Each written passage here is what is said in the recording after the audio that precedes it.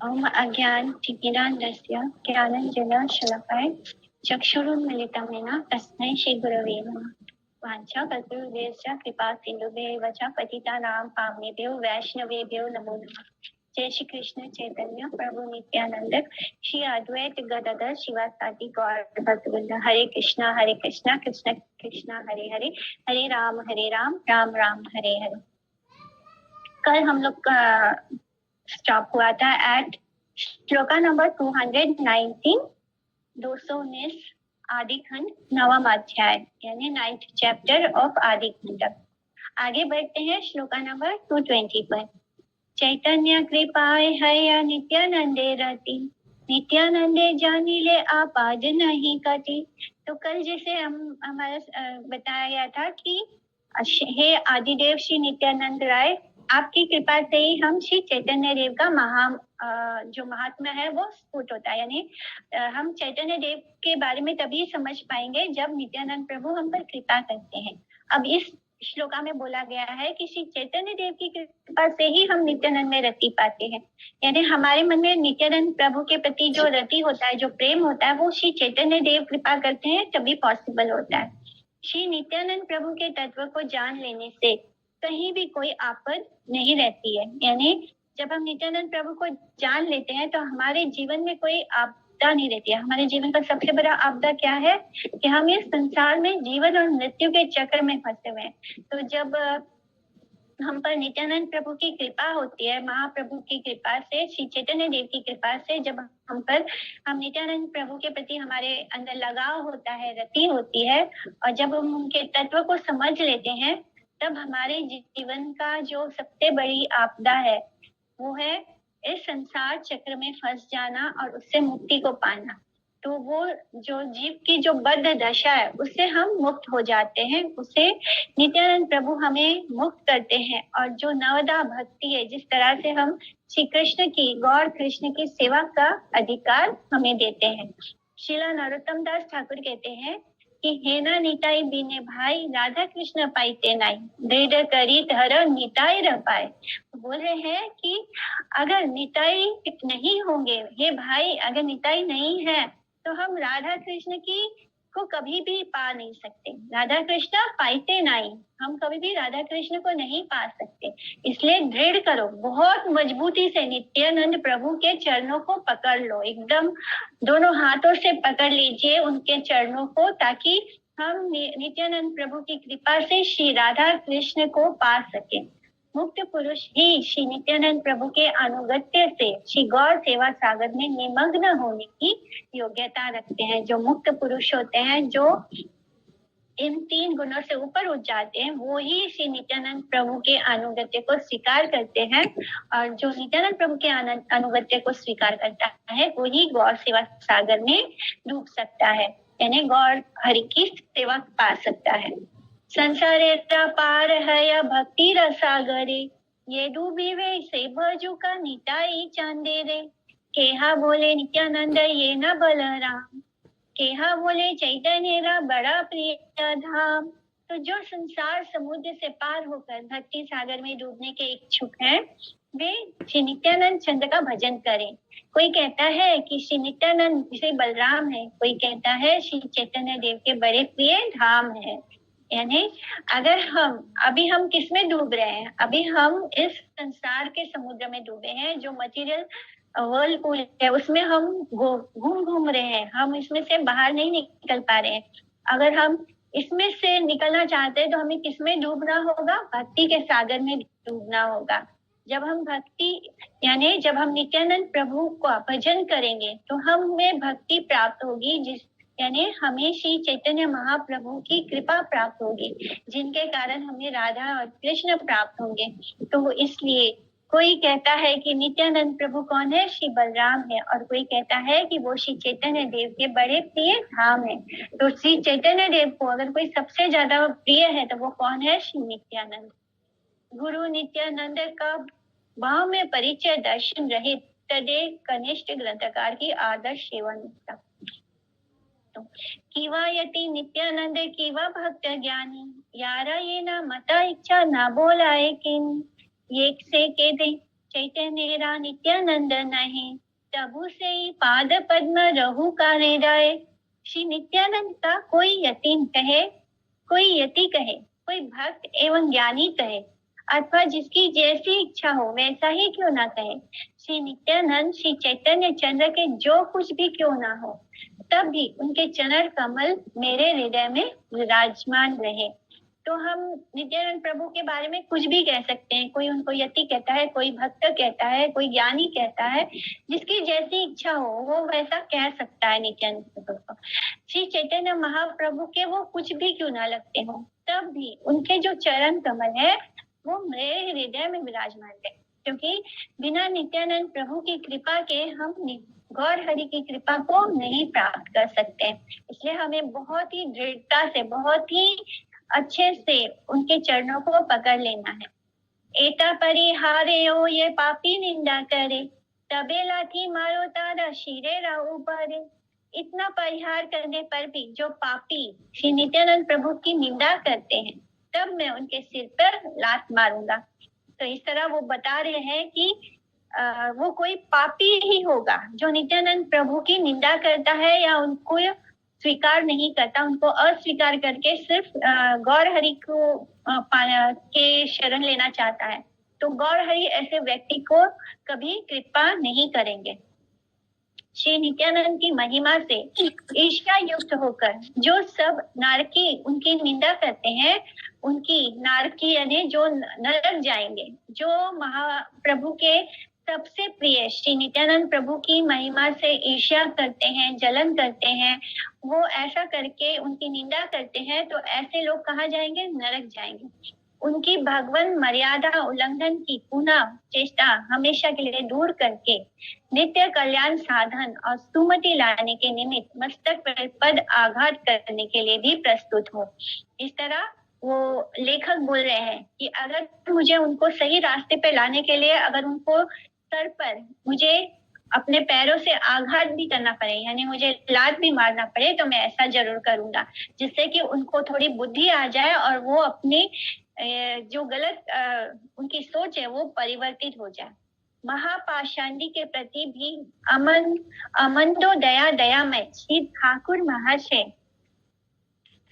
की उक्ति द्वारा शुद्ध सरस्वती देवी ने जगत में अति उज्जवल अक्षर द्वारा उसी प्रकार श्री नित्यानंद गुरु सेवक की दृढ़ निष्ठा प्रदर्शन करके इस तात्पर्य की शिक्षा दी है कि अपने हित साधन में नितांत विमुख और नरक के पथ पर धावित होने के लिए फिर संकल्प युक्त श्री नित्यानंद तत्व में अनभिज्ञ मूढ़ लोगों के निकट अप्रीति के पात्र होने पर भी श्री ठाकुर महाशय माने शीला वृंदावन दास ठाकुर एवं उनके अनुगत यथार्थ आचार और प्रचारकारी शुद्ध भक्त दीप जीवों के प्रति निस्वार्थ अहेतुक कृपामय है। तो जो ठाकुर महाशय है श्री शीला वृंदावन दास ठाकुर, वो कौन है? वो नित्यानंद प्रभु के शिष्य हैं और उनके और भी जो गुरु भाई हैं और जो ठाकुर महाशय के जो अनुगत हैं, वो सभी लोग ये जानते हुए भी कि ऐसे लोग नरक जाएंगे, पाषांडी हैं, फिर भी वो उन पर कृपा करना चाहते हैं। वो चाहते हैं कि ऐसे नरकगामी लोग भी, ऐसे पाषांडी लोग भी शुद्ध भक्ति करें, ताकि उनका भी जीवन शुद्ध हो जाए और वो उनके जीवन में भी भक्ति आ जाए। इसलिए ऐसा करने के लिए अगर उन्हें अपने पद से उनको आघात भी करना पड़े तो वो ऐसा करने को तैयार है। शीला ठाकुर वृंदावन के अप्राकृत पद्म घाट भी अभिनय के समय एक धूली कंदी जो सौभाग्यवान निंदक के सर पर पड़ेगा, तो उनका सब प्रकार से सुमंगल अर्थात अनर्थ निवृत्ति अवश्य भावी है। जब कोई शुद्ध भक्त के चरण का स्पर्श पड़ेगा, एक पाषांडी के सर पर जब उस शुद्ध भक्त के चरण का स्पर्श होगा और उनके चरण की जो धूली है वो उस पापी के सर पर पड़ेगी, तो क्या होगा?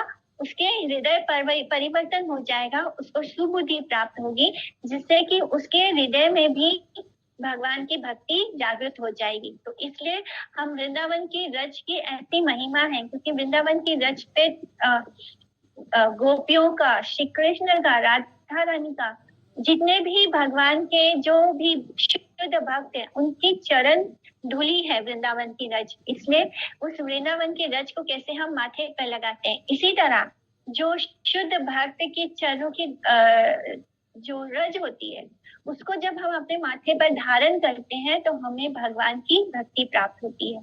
तो इसलिए वो कहते हैं कि मैं ऐसे लोगों को लात मारने के लिए भी तैयार हूँ, चाहे मतलब ऐसे जो पापी होंगे वो तो आके आपके चरण नहीं स्पर्श करेंगे, वो आपके चरण की धूली अपने हाथ से लेकर तो अपने माथे पे नहीं लगाएंगे।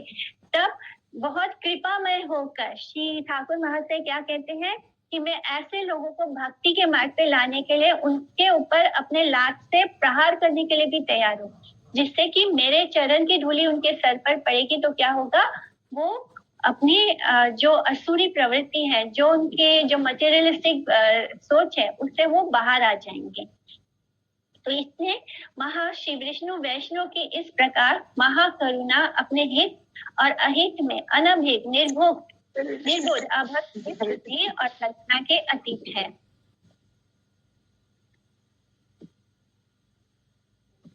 तो यहाँ पर हम देख रहे हैं कि जो शुद्ध भक्त होते हैं वो कितने कृपालु होते हैं।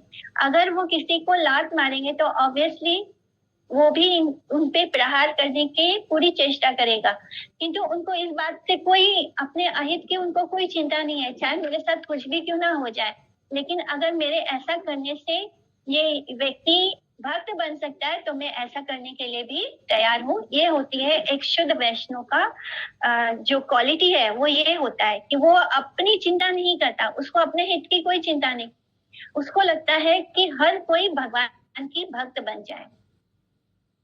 कोना चैतन्य लोका नित्यानंद प्रति मंद बोले हे न देखे ते केवल स्तुति। यदि किसी श्री चैतन्य महाप्रभु के भक्त को श्री नित्यानंद के प्रति मंद शब्द भी प्रयोग करते हुए देखो तो वह निंदा नहीं, वह केवल स्तुति है। कोई भी शुद्ध गौर भक्त श्री नित्यानंद प्रभु की निंदा नहीं करता है अथवा उनकी निंदा सहन भी नहीं कर सकता है। यदि कोई श्री नित्यानंद के प्रति श्री अद्वैत प्रभु की उक्तियों को निंदा रूप से विचारे तो यह उसकी समझ का भ्रम और अपराध मात्र है। वास्तव में नित्यानंद का स्तव करने के उद्देश्य से ही कथित निंदा की छलना को व्याज स्तुति को नित्यानंद निंदा विचार करके जब सब जीवों की एकमात्र गति आश्रय स्थल श्री नित्यानंद चरणों के प्रति श्रद्धा रहित नहीं होना चाहिए।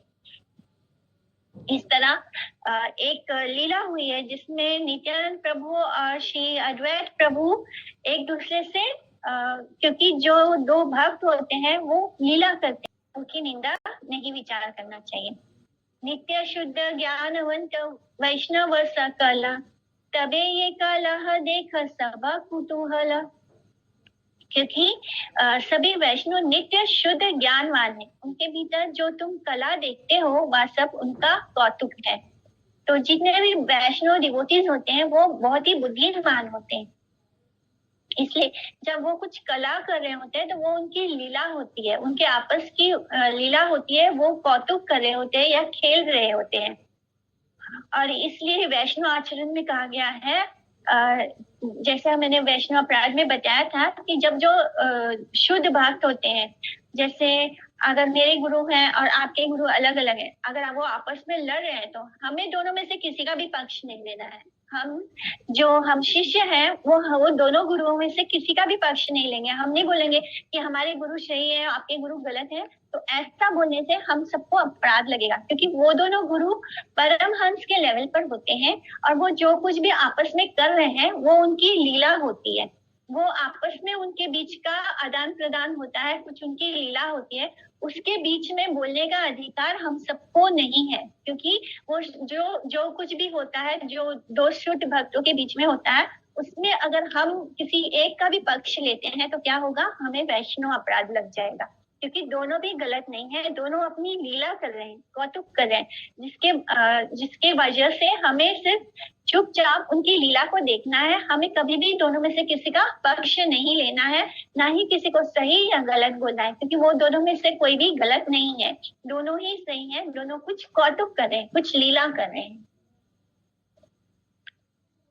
इथे एक जनेरा हैया पक्ष येई अन्य जने निंदा करे क्षय जाए से। तो इसमें जो किसी एक के पक्ष में होकर दूसरे की निंदा करता है उसका अंत में नाश हो जाता है। तो वही बात बोली गई है कि अगर हम में से कोई किसी एक की पक्ष ले लेगा कि नहीं ये सही है और दूसरे की हम निंदा कर दिए तो क्या होगा, हमारा नाश हो जाएगा। यानी ये वैष्णव अपराध है, बहुत बड़ा वैष्णव अपराध है। इसलिए जब दो शुद्ध भक्तों के बीच में कुछ हो रहा है, अगर वो लड़ भी रहे हैं तो हमें उसमें कौतुक देखना है, हमें ये नहीं देखना है कि ये सही है या ये गलत है। क्योंकि जैसे ही हम किसी की निंदा कर बैठेंगे शुद्ध भक्त की, तो हमारी भक्ति खत्म हो जाएगी, हमारा ही नाश हो जाएगा।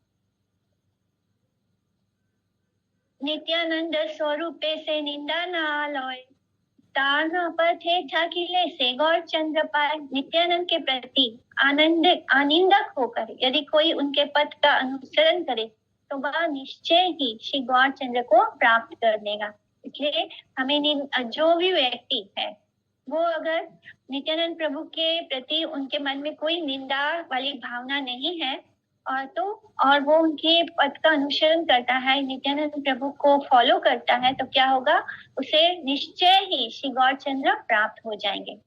स्वयं या दूसरे के द्वारा नित्यानंद प्रभु के निंदावत कार्य में किसी प्रकार की सहायता ना करके निश्रेया साथी जीव स्वयं श्री नित्यानंद प्रभु की सेवा में नियुक्त रहकर ही श्रीमन महाप्रभु की कृपा को प्राप्त करने के योग्य हो सकते हैं।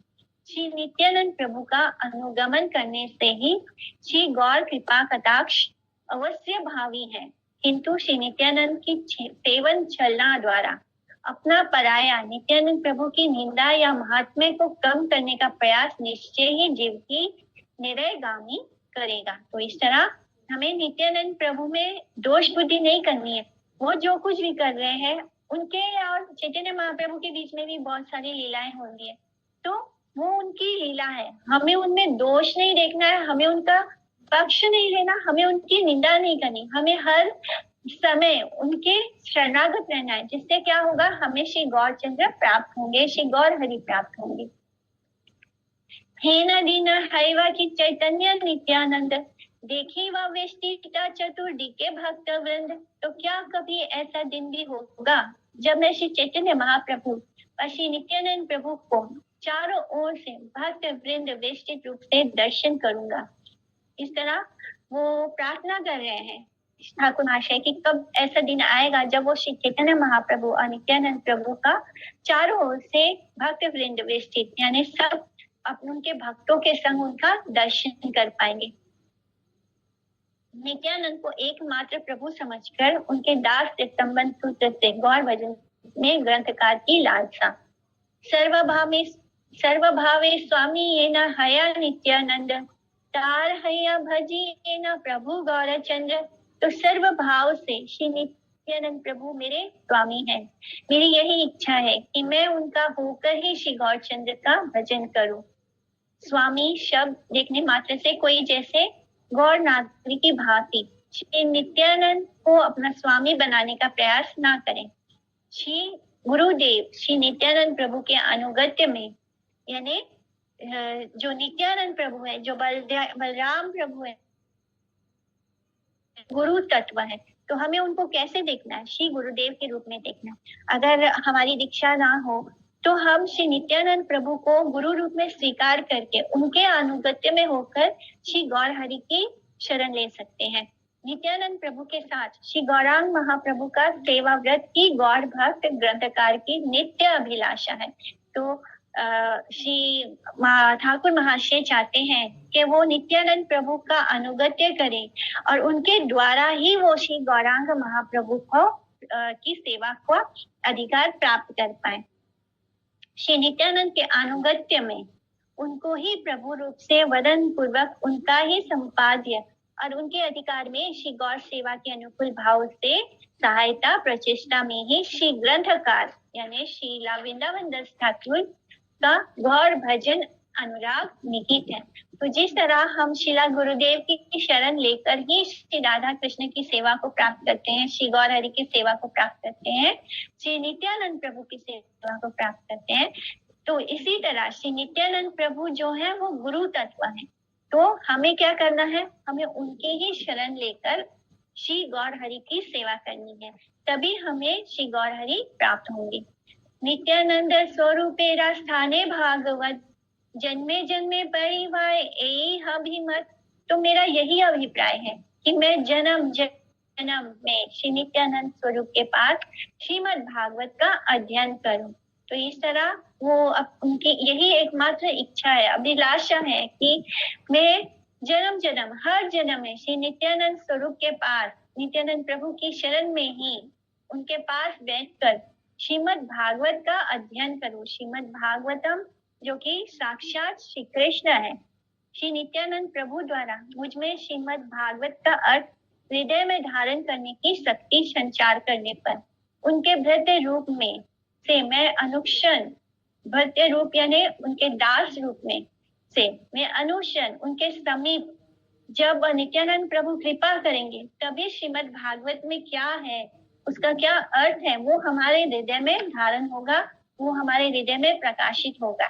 तो यही बात वो बोल रहे हैं कि हर जन्म में मैं श्री नित्यानंद स्वरूप के पास श्रीमद् भागवत का अध्ययन करूं, उनके दास बनकर हमेशा उनकी शरण में रहूं और उनके निकट से ही श्रीमद् भागवत का सिद्धांत और उनकी अनुमोदित सेवा प्रणाली हृदय में हमेशा निरंतर धारण करूं। अपने स्वार्थ के वशवर्ती होकर नित्यानंद गुरुदेव के पाद पद्म लंघन करके, जैसे अभिन्न नित्यानंद श्रीमद् भागवत ग्रंथ का इंद्रिय तोषण के लिए व्यवसाय रूप से व्यवहार ना करूं। तो जो लोग श्रीमद् भागवत ग्रंथ का माने पढ़ते हैं, जैसे एक सप्ताह में वो पूरा पढ़ के वो करते हैं, तो वो क्या होता है, माने वो अगर किसी गुरु की शरण नहीं लेते हैं, उसका इस्तेमाल केवल व्यवसाय के रूप में, जैसे किसी को अपने घर में भागवत पढ़वाना हो, कराना हो, तो वो क्या करेंगे, वो उनको बुला लेते हैं, तो वो कुछ लक्ष्मी लेकर उसका पूरा पारायण कर लेते हैं, पूरा पढ़ते हैं। तो ऐसा उनको नहीं करना है। श्री ठाकुर महाशय चाहते हैं कि मुझे इस तरह भागवतम नहीं पढ़ना, मुझे श्री नित्यानंद प्रभु की शरणागत में उनके दास स्वरूप में होकर, ताकि नित्यानंद प्रभु मुझे भागवतम का, श्रीमद् भागवतम का जो सही अर्थ है उसको मेरे हृदय में प्रकाशित कर पाए, मुझे अपने इंद्रिय तोषण के लिए। तो जो व्यवसाय रूप में यानी जो धन लेकर श्रीमद् भागवतम पढ़ते हैं, वो लोग वो धन का क्या करेंगे, अपनी इंद्रिय तृप्ति में खर्च करेंगे। तो मुझे इंद्रिय तोषण के लिए व्यवसाय रूप से श्रीमद् भागवत ग्रंथ का व्यवहार नहीं करना है, ना मैं ऐसा कभी करूं। जय जय महाप्रभु श्री गौरांग चंद्र, दिलाओ नीलाओ तुम्ही प्रभु नित्यानंद। तो महाप्रभु श्री गौर चंद्र, आपकी जय हो, आपकी जय हो। आपने मुझे श्री नित्यानंद प्रभु को दिया था और आपने ही उन्हें फिर मुझसे ले लिया है। तथापि एई कृपा करा महाशय, तोमाते ताहाते ये न चित्त वृत्ति रहे।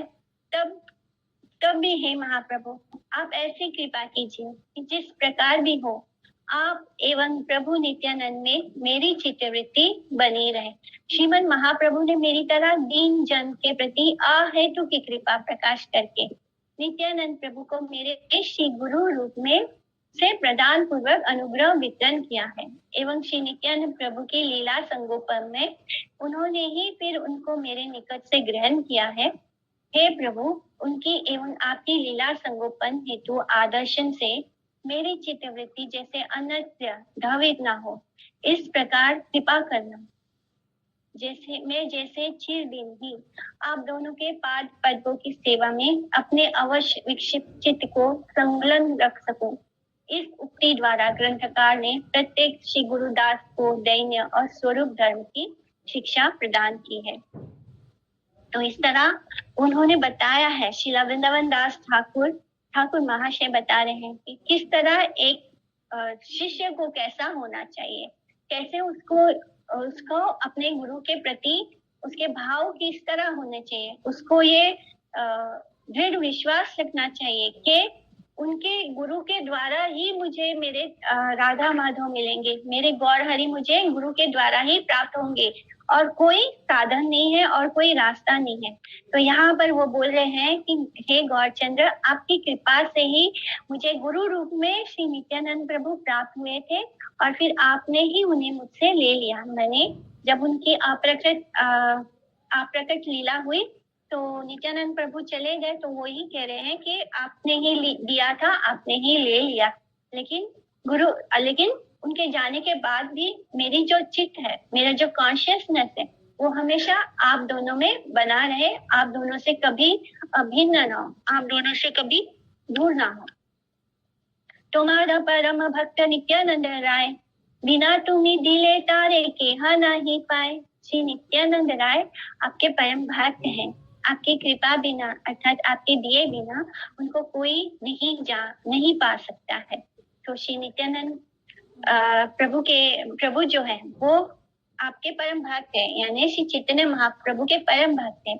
और बिना चैतन्य महाप्रभु की कृपा, यानी आपके दिए बिना जब तक श्री चैतन्य महाप्रभु कृपा नहीं करेंगे तब तक हम नित्यानंद प्रभु को नहीं प्राप्त कर सकते। तो ये वही बात है ना कि जैसे भगवान की कृपा से हमें गुरु मिलते हैं, गुरु की कृपा से हमें भगवान मिलते हैं। तो जब हमारे पास इतनी सुकृति हो जाती है तो भगवान हम पर कृपा करते हैं, हमें अपने गुरु से मिलवाते हैं, यानी भगवान हमें साधु संग देते हैं। और जब वो साधु संग की कृपा होती है, यानी उस साधु की जब कृपा होती है तब हमें भगवान प्राप्त होते हैं। तो इसी तरह श्री नित्यानंद प्रभु हमें श्री गौर हरि की कृपा से ही प्राप्त होंगे, और कोई उनके बिना माने कोई और हमें नित्यानंद प्रभु की कृपा नहीं दे सकता है। श्रीमद महाप्रभु श्री नित्यानंद प्रभु को किसी जीव के निकट प्रकटित ना कराने पर कोई भी उनके श्री चरणों को प्राप्त करने में समर्थ नहीं हो सकता। श्री नित्यानंद प्रभु ही श्रीमद महाप्रभु के अभिन्न तनु सर्वश्रेष्ठ मर्यादाशील सेवक प्रवर है। तो ये तो हम उनकी महिमा पहले ही पढ़ चुके हैं। श्री बलराम तत्व को जब पढ़ा था तो कैसे सब कुछ ही श्री बलराम है, तो उसी तरह बिकॉज नित्यानंद प्रभु अभिन्न है, बलराम है, और श्रीमद महाप्रभु के ही सेकंड बॉडी है, यानी कृष्ण के ही सेकंड बॉडी है। तो वह उनके अलावा कोई भी और उनकी सेवा नहीं कर सकता है।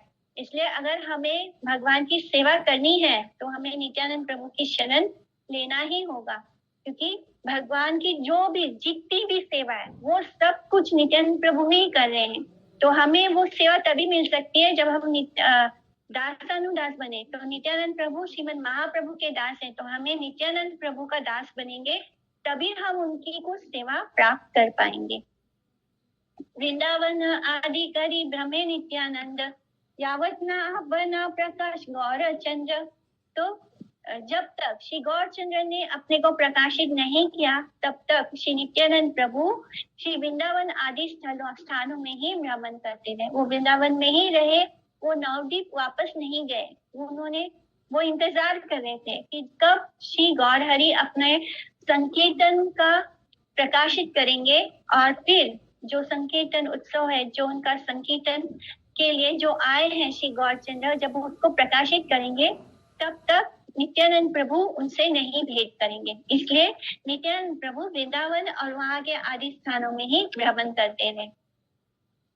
तो श्री गौर सुंदर द्वारा निज नाम प्रेम वितरण लीला प्रकाश करने से पूर्व, यानी उनका ही नाम का जो प्रेम का वितरण है उस लीला को प्रकाशित करने के पूर्व नित्यानंद प्रभु ने श्री धाम वृंदावन आदि विभिन्न तीर्थों में भ्रमण किया था।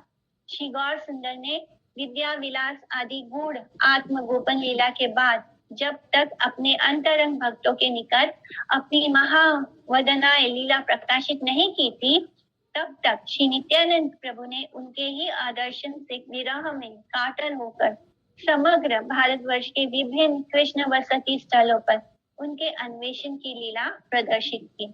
तो जब तक उन्होंने अपने इस नाम संकीर्तन की लीला को प्रकाशित नहीं किया गौर हरि ने, तब तक नित्यानंद प्रभु उनके विरह लीला को प्रकाशित करते हुए वे पूरे भारत का भ्रमण करते रहे, तीर्थ यात्रा करते रहे। वो तब तक उनसे नहीं मिले जब तक श्री गौर सुंदर जिस कार्य को करने के लिए आए थे उस कार्य को उन्होंने प्रकाशित नहीं किया।